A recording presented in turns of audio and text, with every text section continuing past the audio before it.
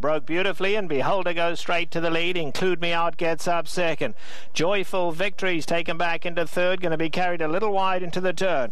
Via Villagio, meanwhile, is right there at the rail. They really tightly packed. More Chocolate has floated 4 wide into the turn. Then comes Flashy American and Authenticity last, but no more than 5 lengths covers them all.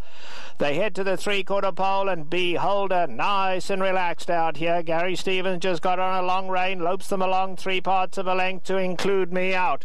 Joyful Victory's the grey on the far side. More Chocolate has to go wide as well. Authenticity now moving into contention down at the rail, and Authenticity comes through 4th, only 2 lengths off the leaders. Flashy American next, and the long shot Via Villagio's last. They run past a half-mile pole, and still Beholder not being bothered on the lead yet. On the far side is Joyful Victory. Between them, Include Me Out. Authenticity threatening to run a big one at the rail now, just needs somewhere to run. Then Flashy American, More Chocolate, and Via Villagio.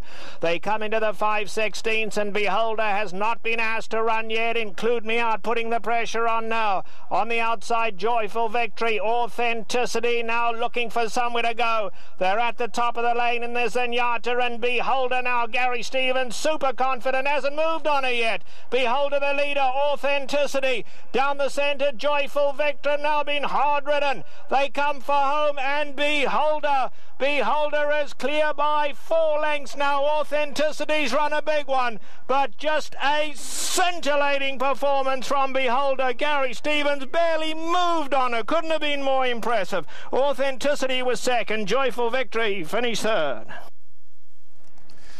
In 2 races today, one in New York where Princess of Silmar beat Royal Delta, and now here in California, the Grade 1 Zenyatta going to 3-year-old filly Beholder. The 3-year-old fillies have said they are best than their older female counterparts. I hate to say it, but somehow this is kind of like the Torrey Pines all over again. Yeah. The race was over going into the first turn. When nobody pushed this horse, and you said it going into the first turn, when we saw Include Me Out in second, we knew they weren't going very fast. No, I mean, he gets away with...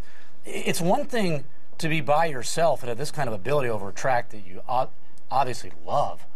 But to do it going this slowly, you're not even trying, really. He didn't have to hustle her at all. I mean, she broke on top, took the rail, and just coasted home, and Stevens never touched her. And when you see the margin of victory, the length of the quarter, when next time she runs, talk about misleading. That reminded me of old school horse racing right there. Just Gary Stevens get to the front, and he just stole another one. And that sound is familiar. That's the Keeneland Gavel. The Keeneland Gavel came down on Beholder at the Keeneland September sale in 2011 for $180,000.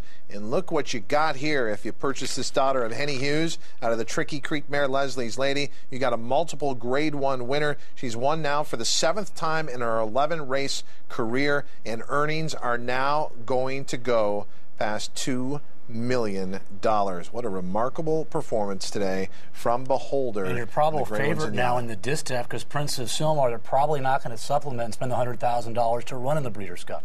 Posted on the board 3675.